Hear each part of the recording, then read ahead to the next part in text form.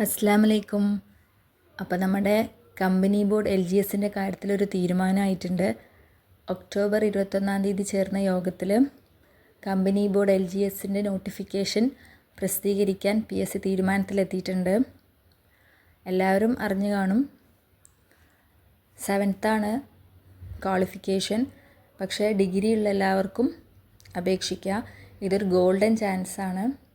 കാരണം നല്ല tight competition ആയിരിക്കും. കാരണം ഡിഗ്രി ഉള്ളവർക്കും കൂടി അപേക്ഷിക്കാവുന്ന LGS ആണ്. പുതിയതായിട്ട് PSC എക്സാം എഴുതാൻ പോകുന്നവർക്കും കൂടി ഒരു അവസരമാണിത്.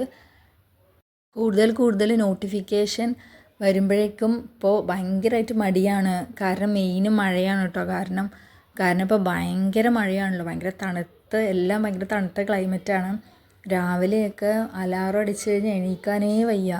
വീണ്ടും ഓടിപ്പൊതിച്ച് കിടക്കുകയാണ്. കാരണം ഒന്നാമത് ഇന്നലെ സ്കൂളുണ്ടായിരുന്നില്ല. ഇന്നലെ മഴ കാരണം സ്കൂളൊക്കെ ലീവായിരുന്നല്ലോ. അപ്പോൾ പിന്നെ പിള്ളേരുടെ ഒരു ഇത് കാരണം അവരുണ്ടെങ്കിൽ രണ്ടുപേരും കൂടി ചേർന്നാൽ എൻ്റെ പഠിത്തം ഫ്ലോപ്പാണ്. പോരാത്തത് മഴയും കൂടെ ആയപ്പോൾ ഭയങ്കര മടിയായിരുന്നു രാവിലെയൊക്കെ എണീക്കാൻ. അലാറം അടിച്ചിട്ട് ഇങ്ങനെ കിടക്കുകയാണ്, എണീക്കാണ്ട് ഇങ്ങനെ കിടക്കുകയാണ്. നമ്മൾ നിസ്കാരമൊക്കെ കഴിഞ്ഞിട്ട് നമ്മൾ പടച്ചവനോട് പറയും, പടച്ചവനെ ഏതെങ്കിലും ഒരു എക്സാമിന് എന്നെ ഒന്ന് പാസ്സാക്കി വിടണേ എന്നൊക്കെ നമ്മൾ പറയും. പഠിക്കാതെ ചുമ്മാ പാസ്സാക്കുക എന്ന് പറഞ്ഞു കഴിഞ്ഞാൽ അത് ശരിക്കും പോലുള്ള ഒരു കാര്യമല്ലല്ലോ. അങ്ങനെയൊക്കെ ആലോചിക്കുമ്പോൾ നമ്മൾ തന്നെ കഷ്ടപ്പെട്ട് പഠിച്ചേ പറ്റൂ. എന്നിട്ട് പഠിച്ചവനോട് ഹെൽപ്പ് ചോദിക്കുകയാണെങ്കിൽ അതൊരു മര്യാദയില്ല. അല്ലാതെ ചുമ്മാ അങ്ങോട്ട് ഹെൽപ്പ് ചോദിച്ചാൽ ചുമ്മാ അങ്ങനെ കയറ്റി വിടാൻ പറ്റില്ലല്ലോ. അങ്ങനെയൊക്കെ തോന്നും. പിന്നെ എങ്ങനെയൊക്കെയോ ഷടകുടഞ്ഞ് എഴുന്നേക്കും. കാരണം ഒരു ജോലി, ഒരു ഗവൺമെൻറ് ഓഫീസിൻ്റെ ചെയറിലിരുന്നിട്ട് ജോലി ചെയ്യാനുള്ള ആഗ്രഹം. കുറച്ച് നേരം കഴിഞ്ഞാൽ മെല്ലെ എഴുന്നേക്കും. പൊതുവേ ഇപ്പോൾ കണ്ടുവരുന്നൊരു കാര്യം എന്ന് പറഞ്ഞാൽ മടുപ്പാണ് കേട്ടോ. ഇപ്പോൾ എൻ്റെ ഫ്രണ്ട്സ് ആണെങ്കിലും ശരി, ഇപ്പോൾ റിലേറ്റീവ്സ് ആണെങ്കിലും കുറച്ച് പേരൊക്കെ PSC പഠിക്കുന്നവരുണ്ട്. എല്ലാവരുടെയും പ്രശ്നം എന്ന് പറഞ്ഞാൽ മടുപ്പാണ്. അതായത് ഈ പഠിച്ച് തന്നെ പഠിക്കുകയാണല്ലോ. ഇപ്പോൾ ഒരു എക്സാം കഴിഞ്ഞു, വീണ്ടും അടുത്ത എക്സാം ആണെങ്കിലും ഇതേ തന്നെ വീണ്ടും പഠിക്കുന്നത്. അപ്പോൾ എല്ലാവർക്കും ഈ ഒരു ഫ്രഷ്നെസ് ഇല്ല. പഠിച്ചത് തന്നെയാണ് ഞങ്ങൾ പഠിച്ചുകൊണ്ടിരിക്കുന്നത്. അങ്ങനെയൊക്കെ ആകുമ്പോൾ ഓട്ടോമാറ്റിക്കലി നമ്മുടെ മനസ്സിൽ മടുപ്പ് വരികയാണ്.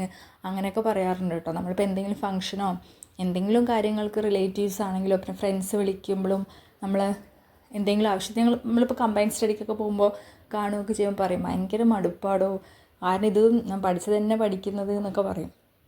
എനിക്കും ഉണ്ട് കേട്ടോ ഇടയ്ക്കിടയ്ക്ക് ഈ പ്രശ്നം, ഒരു മടുപ്പ് വരൽ. ഞാനും ഇടയ്ക്കിടയ്ക്ക് ഇങ്ങനെ അനുഭവിക്കാറുള്ള പ്രശ്നമാണ്. കാരണം എനിക്കും തന്നെ അറിയാം, ഉള്ളിൻ്റെ ഉള്ളിൽ എനിക്കറിയാം. കാരണം ഞാൻ കറക്റ്റായിട്ടൊരു PSC എക്സാം എഴുതാൻ ഞാനും റെഡിയല്ല. നമുക്ക് പ്രിലിംസ് കോൺഫിഡൻസ് ഉണ്ട്. പക്ഷേ പ്രിലിംസ് മാത്രമല്ലല്ലോ, മെയിൻസ് എന്നൊരു കടന്നാൽ മാത്രമാണല്ലോ നമുക്ക് ജോലി കിട്ടുക. അപ്പോൾ അതുകൊണ്ട് ഇനിയും ഒരുപാട്, ഞാൻ എവിടെ എത്തിയിട്ടില്ല. ഇനി ഒരുപാട് പഠിക്കണം, അല്ലെങ്കിൽ ഇനി ഒരുപാട് റിവിഷൻ ചെയ്യണം. അതൊക്കെ എനിക്കും അറിയാം. നമ്മൾ എത്രത്തോളം പഠിക്കുന്നോ, എത്രത്തോളം റിവിഷൻ ചെയ്യുന്നോ അത്രത്തോളമാണ് നമുക്ക് അതിനോട്ടും എക്സാമിനോട്ടുള്ള എഴുതാനുള്ളൊരു കോൺഫിഡൻസും കൂടും, ജോലിക്കുള്ള സാധ്യതയും കൂടുന്നത് നമ്മുടെ പഠിത്തം പോലെ ഇരിക്കും. അപ്പോൾ നമ്മൾ കുറച്ച് പഠിച്ചിട്ട് പ്രിലിംസ് മാത്രം കയറാൻ പറ്റും, ബാക്കി പറ്റില്ല എന്ന് പറഞ്ഞു കഴിഞ്ഞാൽ അതൊരു ന്യായമല്ലല്ലോ. അപ്പോൾ അതുകൊണ്ട് കുറച്ചുകൂടെ ഇനിയും ഹാർഡ് വർക്ക് ചെയ്യണമെന്ന് എനിക്ക് നന്നായിട്ട് അറിയാം. മുന്നേ എഴുതിയ ഓരോ എക്സാമുകളും ഞാൻ ഒരു എക്സ്പീരിയൻസ് ആയിട്ടാണ് എടുക്കാറുള്ളത്. കാരണം കിട്ടാതിരിക്കുമ്പോൾ നമുക്ക് തോന്നും ഇതിൽ ഓരോന്നിലും എന്തെങ്കിലും ഒരു പ്രശ്നം ഉണ്ടാവും, അതുകൊണ്ടാണ് കിട്ടാത്തത്. നമ്മളപ്പോൾ എന്തെങ്കിലും ഒരു ചേഞ്ച് നമ്മളതിൽ വരുത്തണം. ഇപ്പോൾ ഒരു എക്സാമ്പിളായിട്ട് പറയുകയാണെങ്കിൽ മറവി. എനിക്ക് മുന്നേ എന്ന് പറയുമ്പോൾ ഫസ്റ്റ് തുടക്കത്തിൽ ഭയങ്കര മറവിയായിരുന്നു. കാരണം മുന്നേ നമ്മൾ പഠിച്ച് വെച്ചിട്ട് എക്സാം ഹാളിൽ പോയി പഠിച്ചു ഞാൻ ഇത് പഠിച്ച ഈ പോർഷനൊക്കെ ഞാൻ പോയതാണ്, ഈ കറക്റ്റ് പോയിന്റ് ഞാൻ പഠിച്ചതാണ്. പക്ഷെ എനിക്ക് ആൻസർ തെളിഞ്ഞു വരുന്നില്ല മനസ്സിൽ. ഭയങ്കര കൺഫ്യൂഷൻ. വർഷമൊക്കെ വന്നു കഴിഞ്ഞാൽ ഭയങ്കര കൺഫ്യൂഷനാണ്. അപ്പോൾ എന്താ ചെയ്യുക, മൈൻഡ് ആകെ ഔട്ടായി പോവും. അപ്പോൾ ഞാൻ കുറേ കഴിഞ്ഞപ്പോൾ എനിക്ക് മനസ്സിലായി, ഞാൻ അതിനൊരു സൊല്യൂഷൻ കണ്ടുപിടിച്ചത് നോട്ട് എഴുതലായിരുന്നു. സ്വന്തമായിട്ടൊരു നോട്ട് എഴുതി കഴിഞ്ഞ് കഴിഞ്ഞാൽ നമ്മുടെ മൈൻഡിൽ അത് കറക്റ്റായിട്ട് സെറ്റാവും. മുന്നത്തെ ആൾക്കാരൊക്കെ പറയില്ല എഴുതി പഠിക്കണമെന്ന്, അതേപോലെ അങ്ങനെ ഞാൻ നോട്ട് എഴുതാൻ തുടങ്ങിയത്. നോട്ട് എഴുതുമ്പോൾ വേറൊരു ഗുണം എന്താണെന്ന് പറഞ്ഞാൽ, നമ്മൾ എക്സാം ഇങ്ങനെ അടുക്കാനാവുമ്പോൾ ഒരുപാട് PDF ഫയൽസ് നമ്മുടെ കയ്യിലുണ്ടാവും. പിന്നെ വേറെ നോട്ട്സും ഒരുപാട് ക്ലാസ്സസും ഒക്കെ ഉണ്ടാവും. നമ്മൾ ആവശ്യമുള്ളതൊക്കെ ഡൗൺലോഡ് ചെയ്തിട്ട് അങ്ങനെ ഇടും. പിന്നെ എക്സാമിൻ്റെ ഒരു 10-15 ദിവസം മുന്നായിരിക്കും ഭയങ്കര റിവിഷനായിരിക്കും. കാരണം എല്ലാവിടെയും ഒന്ന് ടച്ച് ചെയ്യണം, ഒന്നും കഴിഞ്ഞിട്ടുണ്ടാവില്ല, ആകെ ഒരു തിരക്കായിരിക്കും. അപ്പോഴാണ് ഈ നോട്ട്സിൻ്റെ പ്രാധാന്യം എനിക്ക് മനസ്സിലായത്. നോട്ട്സ് എഴുതുമ്പോൾ നമ്മളെന്തായാലും റാങ്ക് ഫയലും PDF പോലെ അതുപോലെ നമ്മളൊരിക്കലും കോപ്പി ചെയ്യില്ല. നമ്മുടേതായിട്ടൊരു നോട്ടായിരിക്കും, വളരെ ഇമ്പോർട്ടൻറ്റ് പോയിൻറ്റ്സ് ആയിരിക്കും. പിന്നെ നമ്മൾ ചെറിയ ചെറിയ ഷോർട്ട് നോട്ട്സും ഉണ്ടാക്കാറുണ്ട്. നമ്മൾ കുറച്ചും കൂടിയും വലിയ നോട്ടുകൾ ഉണ്ടാക്കാറുണ്ട്. ഞാൻ കുറച്ചും കൂടി വലിയ നോട്ടുകൾ ഉണ്ടാക്കാറുണ്ട്, അതിൻ്റെ തന്നെ ഷോർട്ടും ഉണ്ടാക്കാറുണ്ട്. അപ്പോൾ എനിക്ക് ആ ഷോർട്ട് ഭയങ്കര ഹെൽപ്ഫുള്ളാണ്. കാരണം എക്സാമിൻ്റെ കുറച്ച് 2-3 ദിവസം മുന്നേ ആ ഷോർട്ട് നോട്ട്സാണ് ഞാൻ അധികം നോക്കുക. അപ്പോൾ മറവി എന്ന് പറഞ്ഞൊരു സംഭവം ഞാൻ മറികടന്നത് നോട്ടുകൾ എഴുതിയതിന് ശേഷമാണ്. അതേപോലെ തന്നെ എനിക്ക് റിവിഷൻ ചെയ്യുന്നത് കുറവാണ് എന്ന് എനിക്ക് മനസ്സിലായി തുടങ്ങി. അപ്പോൾ അവിടെ നിന്ന് ഇങ്ങോട്ട് ഞാൻ കുറച്ച് കൂടുതൽ റിവിഷൻ ഇത് പഠിച്ച് വെക്കും. കുറച്ച് 1 പ്രാവശ്യം 2 പ്രാവശ്യം നോക്കും. പക്ഷേ അതങ്ങനെ ക്ലിയറായിട്ട് ഫസ്റ്റൊക്കെ എഴുതുമ്പോൾ അങ്ങനെയൊന്നും നോക്കില്ല. അത് നമുക്ക് അറിയില്ലായിരുന്നു. കാരണം നമുക്ക് പ്രോപ്പറായിട്ടൊരു സ്റ്റഡി പ്ലാനൊന്നും മുന്നേ ഫസ്റ്റ് എഴുതുമ്പോൾ നമുക്ക് ഉണ്ടായിരുന്നില്ല. പിന്നെ ആദ്യം സ്റ്റഡി പ്ലാൻ ഉണ്ടാക്കാൻ തുടങ്ങി, പിന്നെ നന്നായി റിവിഷൻ ചെയ്യാൻ തുടങ്ങി, നോട്ട്സ് എഴുതാൻ തുടങ്ങി. ഇതൊക്കെ മുന്നേത്തെ എക്സാമുകളിൽ നിന്നും നമുക്ക് കിട്ടുന്ന ഓരോ എക്സ്പീരിയൻസിൽ നിന്ന് വരുന്ന മാറ്റങ്ങളാണ്. നമ്മൾ തന്നെ ചിന്തിക്കുകയാണ് നമുക്ക് കുറച്ച് കാര്യങ്ങൾ മാറ്റം വരുത്തണം, എങ്കിൽ മാത്രമേ നമുക്ക് കറക്റ്റായിട്ട് അടുത്ത എക്സാം ഇമ്പ്രൂവ് ചെയ്യാൻ പറ്റുള്ളൂ എന്ന്. അപ്പോൾ നമുക്ക് തന്നെ നമ്മുടെ ഓരോ എക്സാമിനും നമുക്ക് എന്താണോ ആവശ്യമെന്ന് മനസ്സിലാക്കാൻ പറ്റും. ഇപ്പോൾ എന്നെ സംബന്ധിച്ചിടത്തോളം എനിക്ക് സയൻസും അതേപോലെ തന്നെ കറണ്ട് അഫെയർസും ഭയങ്കര ടഫാണ്.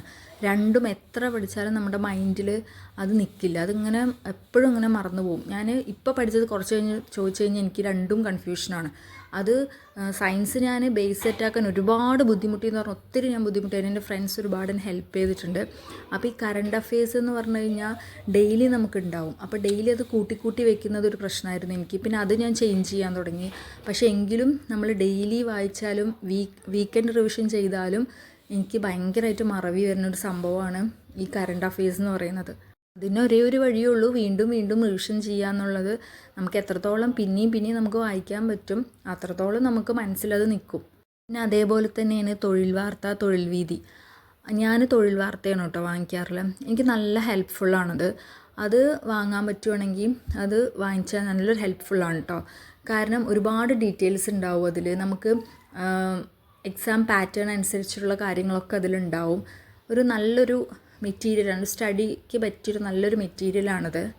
ചിലവർ ഒരുപാട് വർഷങ്ങളായിട്ട് പഠിക്കുന്നവരുണ്ടാവും, ചിലവർ കുറച്ച് ആയിട്ടേ ഉണ്ടാവുള്ളൂ പഠിക്കാൻ തുടങ്ങിയിട്ട്. പക്ഷേ കുറച്ച് ആയിട്ട് പഠിക്കുന്നവർക്ക് പെട്ടെന്ന് ജോലി കിട്ടും. അപ്പോൾ നമ്മുടെ നാട്ടിൽ പൊതുവേ പറയുന്നൊരു കാര്യമാണ്, ഭയങ്കര ഭാഗ്യമാണ് കേട്ടോ, ഭാഗ്യം കൊണ്ടാണ് അവർക്ക് ജോലി കിട്ടി. പക്ഷെ ഞാനതിലൊരിക്കലും വിശ്വസിക്കുന്നില്ല. ഭാഗ്യം കൊണ്ട് ആർക്കും ജോലി കിട്ടാറില്ല. എൻ്റെ ഒരു മൈൻഡിൽ ഭാഗ്യം കൊണ്ട് PSCയിൽ ജോലി കിട്ടിയ പോലെ എനിക്ക് തോന്നിയിട്ടില്ല. കാരണം അവർ ഹാർഡ് വർക്കിംഗ് കൊണ്ട് മാത്രമാണ്. നമ്മളിൽ വരുന്ന എന്തെങ്കിലും ഒരു മിസ്റ്റേക്കോ, ഇപ്പോൾ ഞാൻ കുറച്ച് കാര്യങ്ങൾ പറഞ്ഞില്ല, അതുപോലെ എന്തെങ്കിലും നമ്മളിൽ വല്ല ചേഞ്ചസ് വരുത്തുമ്പോൾ നമുക്ക് ഓട്ടോമാറ്റിക്കലി നമ്മുടെ പഠിപ്പിൽ അത് എന്തായാലും നല്ല രീതിയിൽ അത് എഫക്റ്റ് ചെയ്യും. നമുക്ക് എന്തായാലും സ്കോർ കൂട്ടാൻ അത് ഹെൽപ്പ് ചെയ്യും. അത് കണ്ടുപിടിക്കുക എന്നുള്ളതാണ് നമ്മൾ ആദ്യം ചെയ്യേണ്ടത്. ഈ പഠിത്തത്തിൻ്റെ ഇടയിൽ കൂടെ നമ്മുടെ മൈൻഡ് ഒന്ന് റീഫ്രഷ് ചെയ്യുക, നമുക്കിഷ്ടമുള്ള കാര്യങ്ങളൊക്കെ ചെയ്യുക. എനിക്കധികം ഈ പുറത്തേക്ക് പോകാനും അങ്ങനെ അധികം എനിക്ക് ഇഷ്ടമില്ല. ഇപ്പോൾ പിള്ളേർക്ക് എന്തെങ്കിലും ലീവ് വരുമ്പോൾ ഞങ്ങൾ ഇന്നലെ ഒന്ന് പുറത്തു പോകണം എന്നൊക്കെ വിചാരിച്ചായിരുന്നു. പക്ഷെ മഴ കാരണം രാവിലെ പ്ലാൻ ഇട്ടപ്പോൾ മഴയുണ്ടായിരുന്നില്ല. പക്ഷേ ഞങ്ങൾ ഉച്ചയ്ക്ക് ശേഷം പോകാമെന്ന് വെച്ച്, രാവിലെ മഴയില്ലാത്തതുകൊണ്ടാണ് ഞങ്ങൾ പ്ലാൻ ചെയ്തത്. പക്ഷേ ഉച്ചയ്ക്ക് ശേഷം പോകാമെന്നൊക്കെ വെച്ചിട്ട് ഇരുന്നപ്പോൾ അങ്ങോട്ട് മഴ വന്നു. അങ്ങനെ അത് കുളമായി. അപ്പോൾ തത്തുവാണെങ്കിൽ ലീവുള്ള ദിവസം വീട്ടിലിരിക്കാനേ സമ്മതിക്കും, എങ്ങടേലും പോകാമെന്ന് പറഞ്ഞുകൊണ്ടേയിരിക്കും. അപ്പോൾ ആ സമയത്തൊന്നും പഠിത്തം നടക്കില്ല. പക്ഷേ എനിക്കങ്ങനെ അധികം പുറത്തേക്ക് പോകണതിനോട് ഇഷ്ടമല്ല. ഇപ്പോൾ എനിക്ക് മൂവീസ്, ത്രില്ലർ, ഹൊറർ അങ്ങനെ മൂവീസൊക്കെയാണ് എനിക്കിഷ്ടം. ആ ടൈപ്പ് മൂവീസാണ് ഇഷ്ടം. പിന്നെ ബുക്ക് നല്ലോണം വായിക്കാൻ ഇഷ്ടമാണ്. ബുക്കാണ് എനിക്ക് ഏറ്റവും ഇഷ്ടമുള്ള കാര്യം, വായിക്കണത്. അപ്പോൾ അങ്ങനെ നമുക്ക് ഇഷ്ടമുള്ളതൊക്കെ ചെയ്തിട്ട് മൈൻഡൊക്കെ ഒന്ന് റീഫ്രഷ് ആക്കി എടുക്കുക. ഒരുപാട് നോട്ടിഫിക്കേഷൻ വരാൻ പോകണം. എല്ലാവരും നന്നായിട്ട് പഠിക്കുക. എല്ലാവരും ആഗ്രഹിച്ച ജോലി കിട്ടട്ടെ.